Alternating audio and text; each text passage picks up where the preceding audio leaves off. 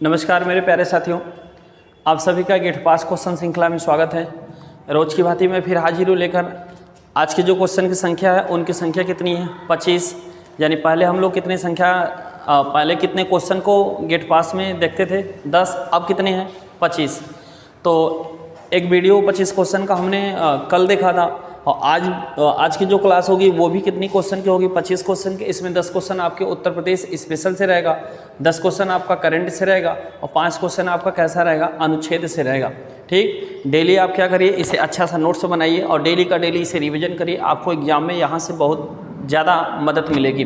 ठीक, तो इन्हीं आज की क्लास को शुरू करने से पहले थोड़ी उत्तर प्रदेश की चर्चा कर लेते हैं। जैसे उत्तर प्रदेश की चर्चा में हमने आपको बताया था कि थारू जनजाति वो होली के पर्व पर किस नृत्य का आयोजन करती है? तो खिचड़ी नृत्य करती है। और इसका आयोजन कहाँ करती है थारू जनजाति? तो ये करती है गोरखपुर में। ठीक, और खिचड़ी मेला का भी आयोजन किया जाता है कहाँ पे? गोरखपुर में किया जाता है। एक जिला एक उत्पाद योजना में गोरखपुर किसके लिए जाना जाता है? तो टेराकोटा के लिए जाना जाता है। थारू जनजाति का जो सुबह का भोजन होता है उसे कलेवा कहते हैं, दोपहर का जो भोजन होता है उसे मिझनी कहते हैं और शाम का जो भोजन होता है उसे किस नाम से जानते हैं? तो उसे बेरी कहते हैं। थारू जनजाति की जो भाषा हो जाती है वो हिंदी व नेपाली हो जाती है।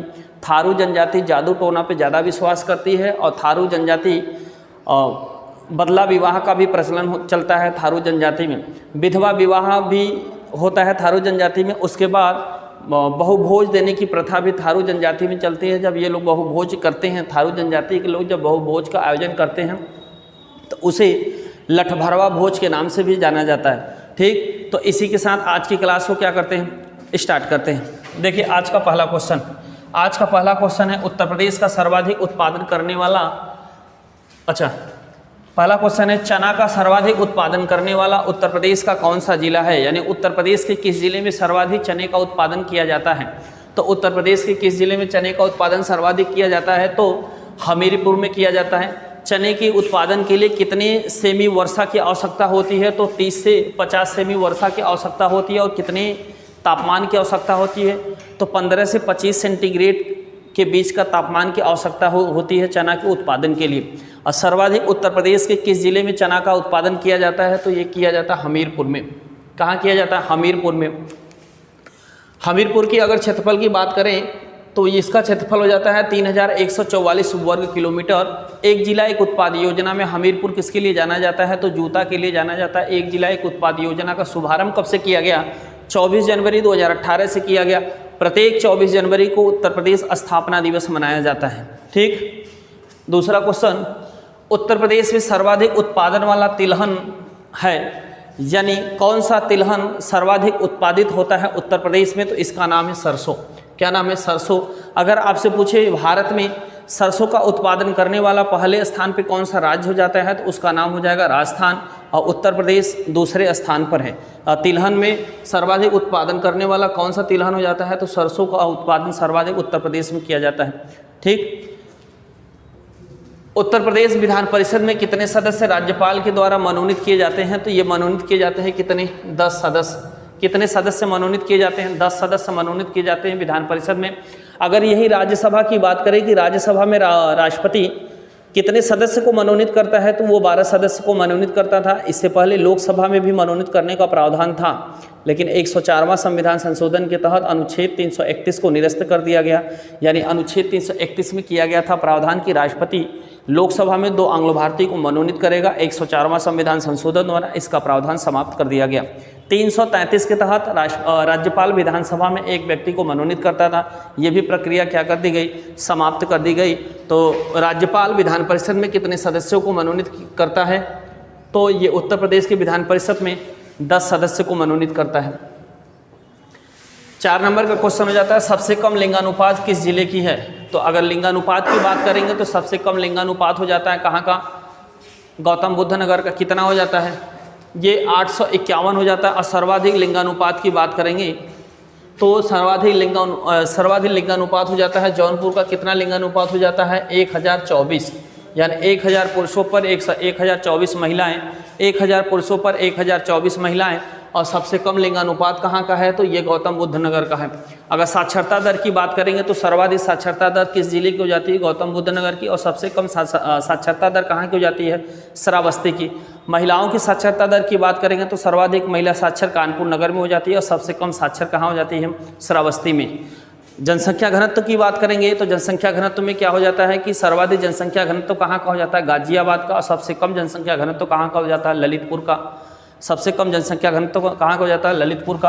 अगर टोटल यानी हम उत्तर प्रदेश का लिंगानुपात देखें तो 1000 पुरुषों पर कितनी, 912 महिलाएं हैं। ठीक, ये उत्तर प्रदेश का क्या है, लिंगानुपात है। अगला क्वेश्चन, उत्तर प्रदेश में राज्य महिला आयोग का गठन कब किया गया। उत्तर प्रदेश में राज्य महिला आयोग का गठन कब किया गया, तो ये किया गया 2010 में। राज्य महिला आयोग का गठन कब किया गया, 2010 में किया गया। कन्या विद्याधन योजना का शुभारंभ कब किया गया, तो कन्या विद्याधन योजना का शुभारंभ कब किया गया, ये किया गया 2012 में। सन 2012 में कन्या विद्याधन योजना का शुभारंभ किया गया। 7वां क्वेश्चन हो जाता है, जनगणना 2011 के अनुसार उत्तर प्रदेश में स्त्रियों की साक्षरता दर कितनी प्रतिशत है। स्त्रियों की साक्षरता दर कितनी प्रतिशत है, तो ये 57.2% है। पुरुषों की साक्षरता दर की बात करेंगे तो 77.3% हो जाता है।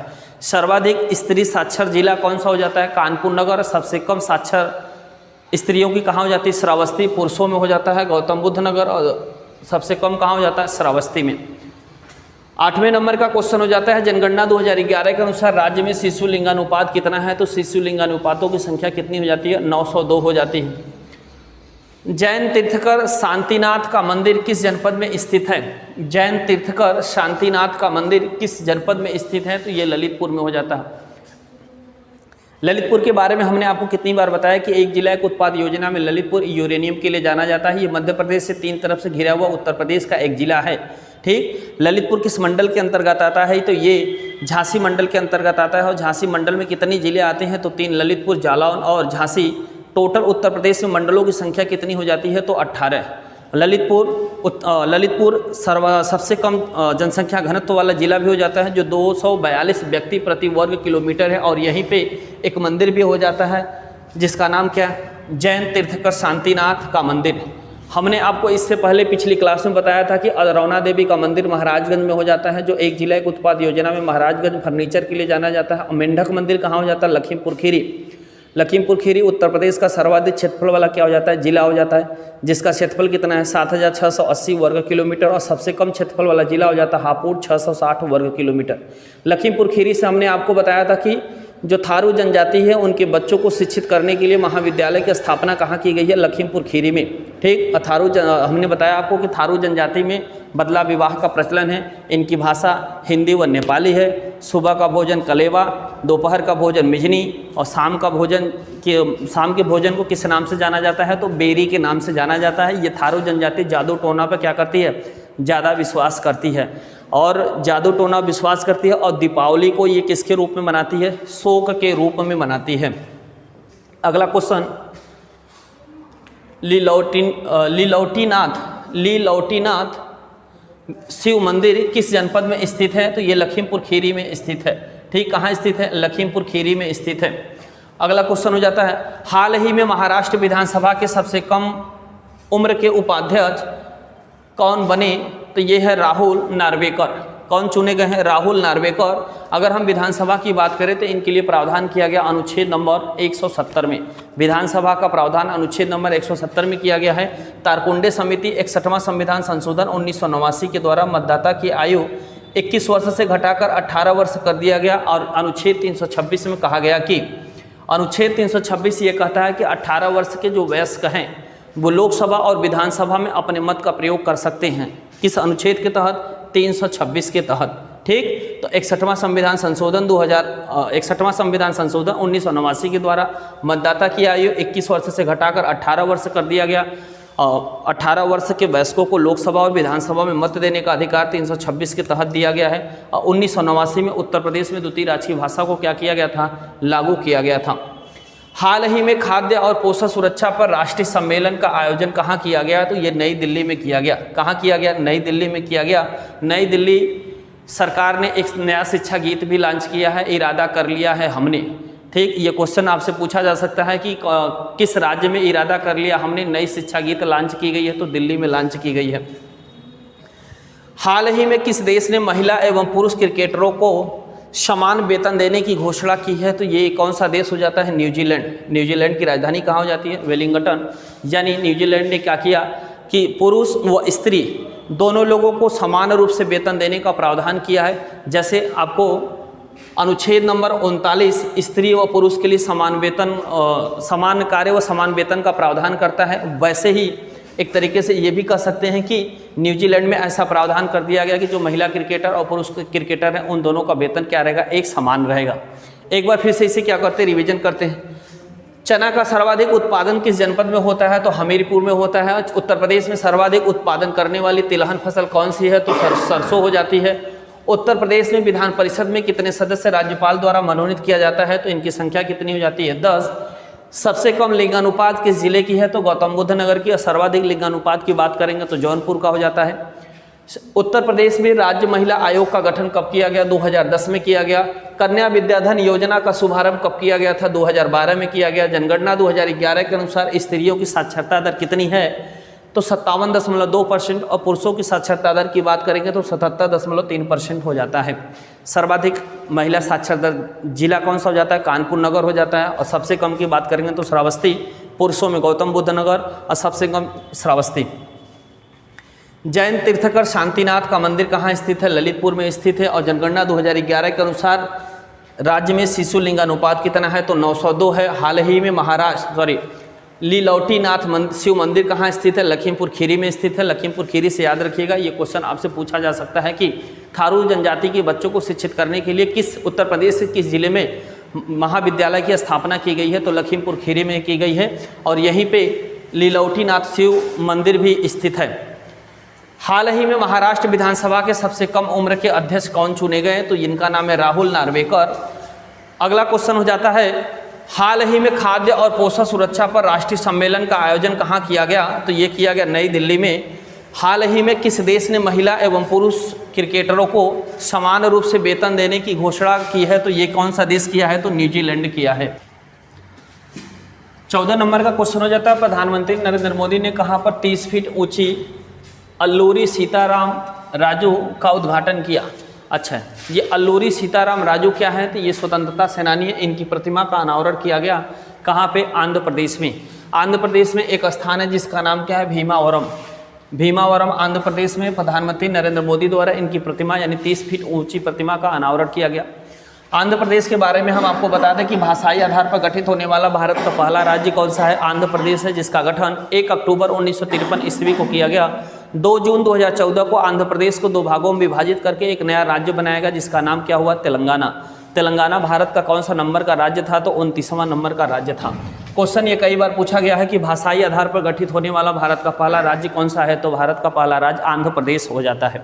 ठीक, 15 नंबर का क्वेश्चन हो जाता, मुख्यमंत्री मितान योजना किस राज्य सरकार की योजना है? तो ये छत्तीसगढ़ की योजना है। और छत्तीसगढ़ से हमने आपको बताया था कि एक योजना वहाँ पे है गार्बेज कैफे, जिसका उद्देश्य होता है 1 किलो कचरा ले जाने पर भरपेट भोजन और 1 किलो से कम कचरा रहेगा तो वहाँ पे क्या दिया जाता है? नाश्ता दिया जाता है। मितान योजना किस राज्य से संबंधित है? तो ये छत्तीसगढ़ से संबंधित है। हाल ही में किसने जम्मू कश्मीर में स्वामी रामानुजाचार्य जी की प्रतिमा का अनावरण किया? तो ये कौन किया है? अमित शाह ने किया है।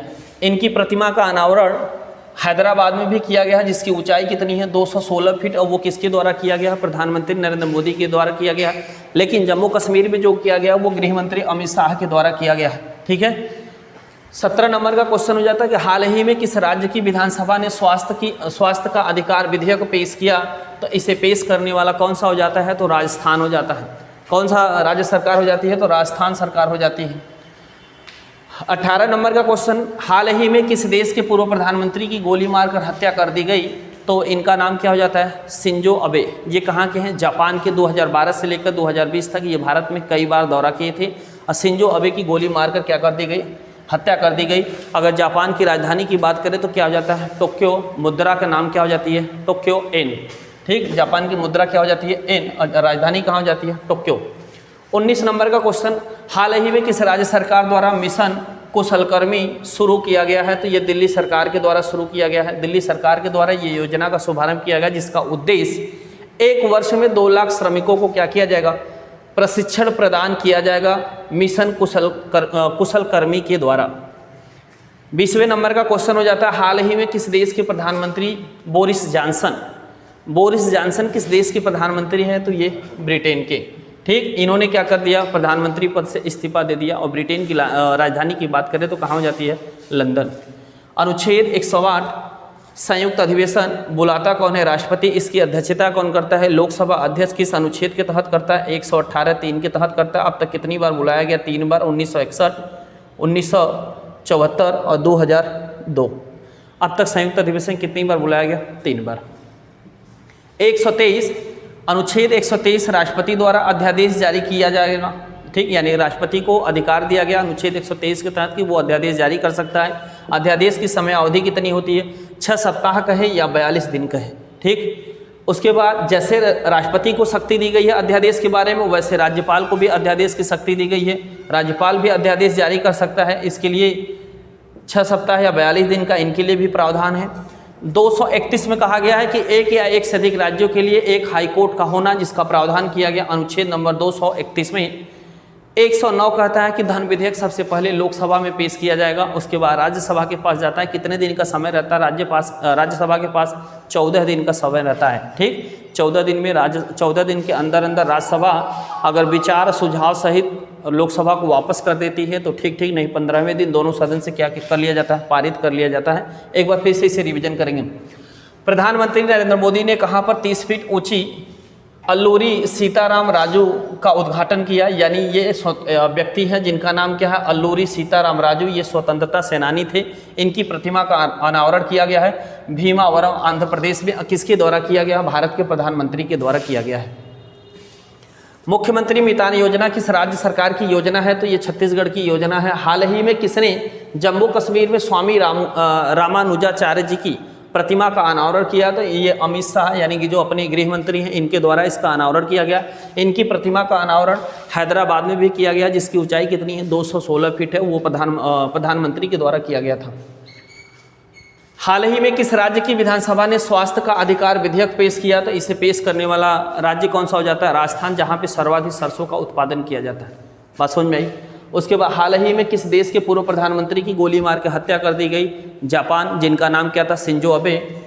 हाल ही में किस राज्य सरकार द्वारा मिशन कुशलकर्मी योजना शुरू किया गया, दिल्ली सरकार के द्वारा। हमने आपको दिल्ली के बारे में बताया कि दिल्ली सरकार ने एक नया शिक्षा गीत लॉन्च किया है, जिसका नाम क्या है, इरादा कर लिया हमने। 19 नंबर का क्वेश्चन हो जाता है, अच्छा, इसका मिशन कुशलकर्मी का उद्देश्य क्या हो जाता है कि 1 वर्ष में 2 लाख श्रमिकों को क्या करना है, प्रशिक्षण प्रदान करना है। 20वां क्वेश्चन हो जाता है, हाल ही में किस देश के प्रधानमंत्री इस्तीफा दे दिए, बोरिस जॉनसन उनका नाम है। वो कहाँ के हैं, ब्रिटेन के हैं। अनुच्छेद 108 किससे संबंधित है, संयुक्त अधिवेशन से। बुलाता कौन है, राष्ट्रपति। इसकी अध्यक्षता कौन करता है, लोकसभा अध्यक्ष करता है। 123 में कहा गया है राष्ट्रपति को अध्यादेश जारी करने की शक्ति दी गई है। यह अध्यादेश राष्ट्रपति जारी करता है। अब तक कितनी बार जारी किया है, 3 बार। ठीक, उसके बाद अध्यादेश संयुक्त अधिवेशन 3 बार बुलाया गया। अध्यादेश कौन जारी करता है, राष्ट्रपति जारी करता है। अनुच्छेद 213 राज्यपाल को अध्यादेश जारी करने की शक्ति प्रदान की गई है। 231 में कहा गया है कि एक या एक से अधिक राज्यों के लिए एक हाईकोर्ट का होना। 109 में कहा गया कि धन विधेयक सबसे पहले कहाँ पेश किया जाएगा, लोकसभा में पेश किया जाएगा। तो मैं उम्मीद करता हूँ आज की क्लास आप लोगों को बेहद पसंद आएगी और कमेंट करके ज़रूर बताइएगा आप लोगों को क्लास कैसी लगी। जय हिंद।